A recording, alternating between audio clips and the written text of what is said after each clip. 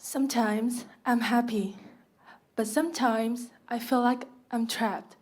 That was one of the lines said by the main character in the movie Kim Ji-young, born in 1982, based on the best-selling novel about feminism in South Korea.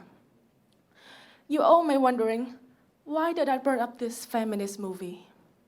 Well, the main point is that many people are undermining the issue for women. Whenever you hear the word feminism, the first thing popping up in your head must be the endless fight for the rights of women. Well, I'm not saying it's wrong, but we actually need to understand the cause for all those fights, rather than just knowing about them as a regular fact. First of all, let me introduce briefly to you about this movie. It was mainly about the life of a Korean woman living in a male-dominated society.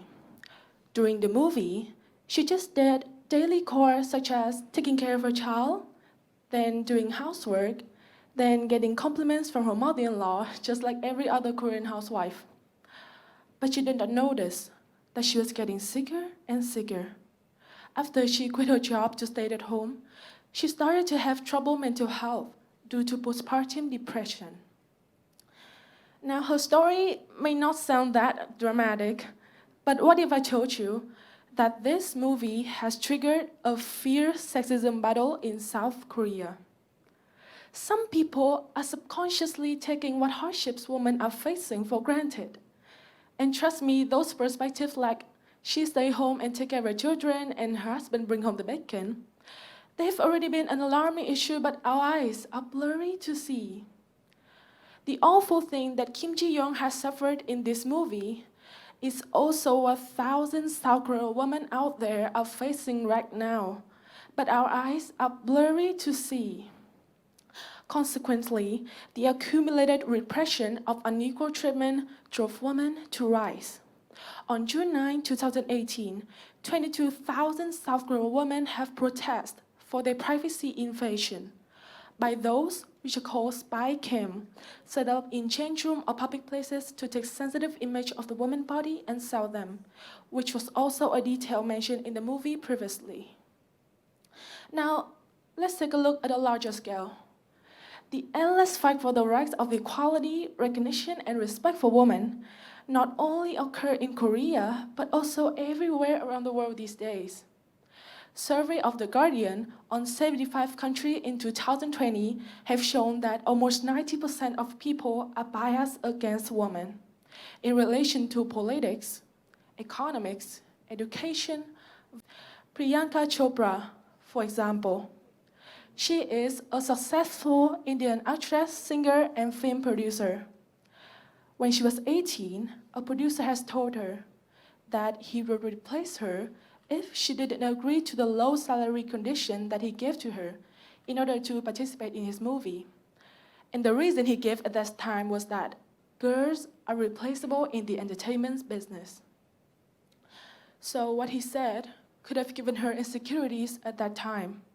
But no, that was what made her to decide to make herself become irreplaceable and successful like today.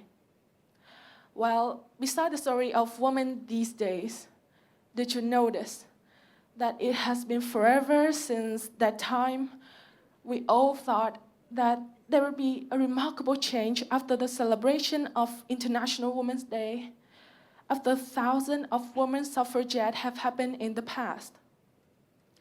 What I'm saying is this: gender inequality concepts have been existing in our community since ages ago. Let me ask you a simple question. How many of you in this room know who this man is and what did he do? Please raise your hand. Yes, no doubt, the majority of you. Well, how about this woman? How many of you know who is she and what did she do?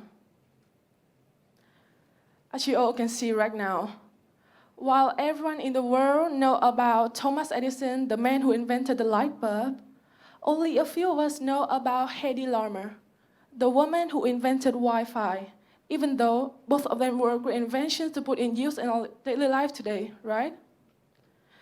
As you can see, the challenge that women face through every decade is just like glass ceiling. no sense we might feel, yet it is there, always. Despite women gain no credit from the society from what they contributed, they've never hesitated to learn, to take the lead, and to break the glass ceiling. As a matter of fact, since the 17th century, more than 50 most common inventions were invented by women, with some very outstanding ones like paper bag, medical syringe, computer software, and furthermore. Now, the situation in Vietnam, my home country, in the past was not quite different. The society to women, as performed through literature creation and art performance, could be shortened in 3 words: injustice, bitterness, and humiliation. They were the victim of the polygamy and were not even allowed to speak up for their own right, for their freedom and their happiness. In fact, I will tell you this story. It is about one of my teachers. She was just an ordinary Vietnamese woman who was born in the late 80s, but it was when the society is extremely sexism. She had been through an unhappy childhood. When she was born, her father went on a rampage and scolded her mother so badly. When she didn't have a chance to go to school after moving to UK as a refugee. When she got malnutrition because her family is poor. When she got bullied in her middle school because she was the only Asian in her school. She kept thinking to herself, what did I do wrong? Is it because her family is poor? Is it because she is Asian? Or was it because she was born as a girl? The answer is no. What went wrong was that she wasn't given the opportunity to make things right. Knowing that, she tried to fight for herself, to catch every chance in her life, and she do that by keep learning. She practiced tests day by day. She read every small chapter of the textbook that almost no one else read. She just keep trying, and as they usually say, every cloud has a silver lining. She finally graduated from the most well-known university in the UK and came back to Vietnam, became our beloved teacher and educating us, the future generation of this country. From the exact moment when she told us her life story with her joyful voice and her smiley eyes, I know that she has finally got what she truly deserved, that she proved that women could even have enough power to run the world once they determine, that she will always be one of the greatest inspiration of my life. Now, before I finish my talk, I would like to share with you guys this one last thing. A study of The Guardian have said that the biggest regret of elderly people on their deathbed was not what they did, it was what they didn't do, the risk that they never took. Just imagine how sad would it be to get to the end of your life and realize you have never truly lived. Words are but wind. In fact, the human brain can only remember 20% of what we hear and 30% of what we see. But incredibly, 90% of what people do, it remember.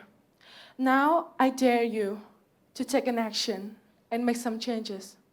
For the closest woman to you, probably your mom, like helping her with the housework, or just simply tell her that everything she does deserves to be appreciated. Remember, every change begins with a simple act. Thank you.